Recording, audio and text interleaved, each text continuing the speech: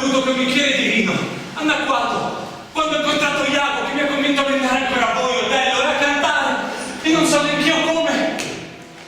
Eravamo tutti amici fino a un momento prima. Ed ecco che all'improvviso, come se l'influsso di un pianeta ci avesse fatto impazzire, ci siamo avventati l'uno contro l'altro. Non so dirvi la causa di questa inutile rissa. Non so come ho potuto perdere la testa fino a questo punto. Perdonatemi, non so spiegarvelo. Gli uomini sono uomini e anche i migliori dimenticano se stessi. So che la tua onestà e il tuo amore, Iago, minimizzano e attenuano la colpa di Cassio. Cassio, tu sai che ti voglio bene, ma non sarai più il mio luogotenente. La tua punizione servirà di esempio. Vedi, hai svegliato anche il mio caro amore. Che succede? Tutto ora è tranquillo, torna a letto, cara.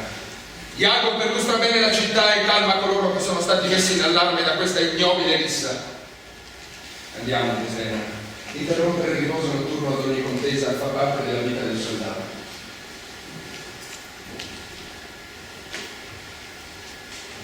Ricordo molte cose, ma nessuna con chiarezza.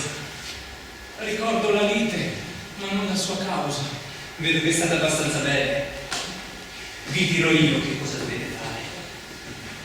La moglie del nostro generale è lei il generale. Aprite lei il vostro cuore. Pregatela con insistenza ed essa vi aiuterà a recuperare il vostro posto. È così generosa, gentile, premurosa.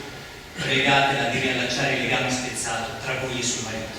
Questo è un buon consiglio. Me lo do con un affetto sincero e dell'amicizia. Domattina andrò a supplicare a Desdemona di intervenire in mio favore. Buonanotte, onesto Iago. Buonanotte, luogotenente. In che